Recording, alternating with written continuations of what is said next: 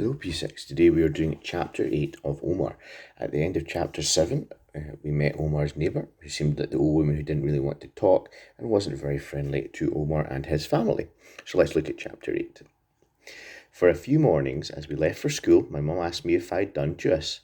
My mum is absolutely obsessed with having a routine that we stick to every morning. It's a bit like one of her science experiments. My parents do their JUS whenever they think of something they want to talk to Allah about. Sometimes I wonder if other people see a Muslim's lips moving and think they are secretly casting a spell, or just talking to themselves, when actually they're just doing one of their JUS. There are JUS for everything: eating, sleeping, waking up, protection, knowledge, leaving the house, coming back to the house.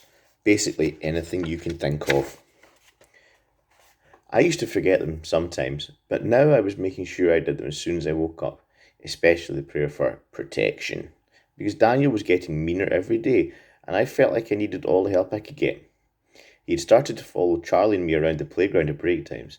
Sometimes he wouldn't say anything, but would do lots of staring and make grunting noises if he was having some really mean thoughts.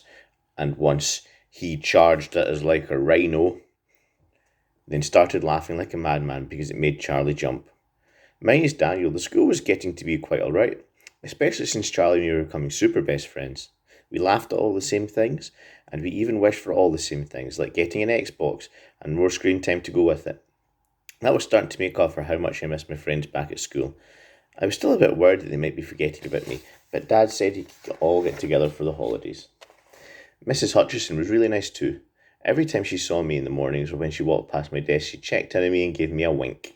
Not all the lessons were fun, obviously, but whenever we did something creative, she got really enthusiastic and her curls were happy and bouncy. It made me wonder if she could imagine things the way I did, or if she was just like all the other adults. One afternoon, when we were doing an art lesson about Picasso, Mrs. Hutchison was so excited about how he made everything abstract that her curls started dancing with joy.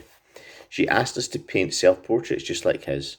Charlie and I were having loads of fun giving ourselves colourful triangle noses and weird shaped eyes when Daniel walked past our desk and sent the dirty water pot tumbling onto my painting. Oops, clumsy me. There he was again, with the upside down talking. It definitely wasn't an oops moment, it was a, hey, let's ruin Omar's painting on purpose moment.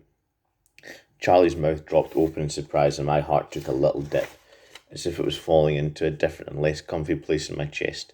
It seemed like Charlie could tell exactly how he was feeling, because he leaned in to whisper, he's just a big frog spawn head.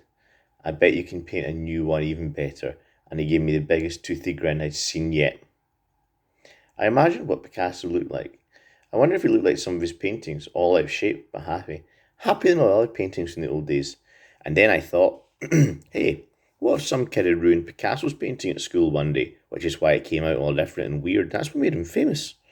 So I took my paintbrush, I grabbed it like it was alive, and it was the first time ever I held a paintbrush and I painted. When Mrs. Hutchison saw my work, her curls almost rose to the ceiling. Omar, you did this? Yes, miss. Wow, it's brilliant. Daniel's face was red, like the beetroots my dad will never eat. He passed me a note that said, watch out! When Mum came to pick me up, he stared at both of us as if we were someone's old chewing gum that he'd accidentally touched under the desk. I almost pointed him out to her, but then I remembered how relieved she'd been that I thought school was okay, and I kept quiet. Sometimes, though, I think my mum magically knows when somebody in her family needs cheering up, because that evening she announced she was making biryani. Biryani is my all-time favourite Pakistani food. It's hard to make, and Mum said scientists with full-time jobs don't have the time to make it every week, like I had asked her to.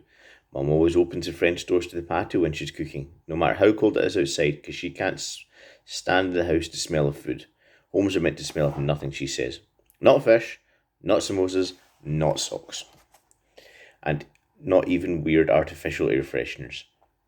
And since the door was open, I stood there with my giant bubble kit to see if I could really make a bubble bigger than me, like it said in the packet. I could see our next door neighbour, the horrible Mrs. Rogers. She was outside, poking around her weeds with one wrinkly hand and holding her phone with the other. After a few minutes, we heard her say loudly, John, the Muslims are frying smelly onions again.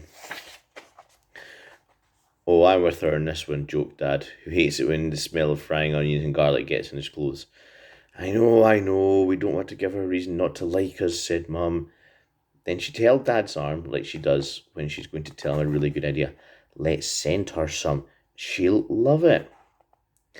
I know she gets really stinky when she's cooking biryani, but seriously, it's so yummy. It is worth it. I couldn't believe that Mum was being so nice after the way Mrs. Rogers treated us when she took her those chocolates. Why did she deserve some of our delicious dinner? And to make it worse, Mum and Dad made Miriam and me take it round to her house. She took ages to open the door, as usual. And when she finally did, we tried to give her the container, and she just said, "Spicy food? No thank you." And she closed the door. "Sheesh," said Miriam. "You think we were trying to poison her?" And that is the end of chapter 8.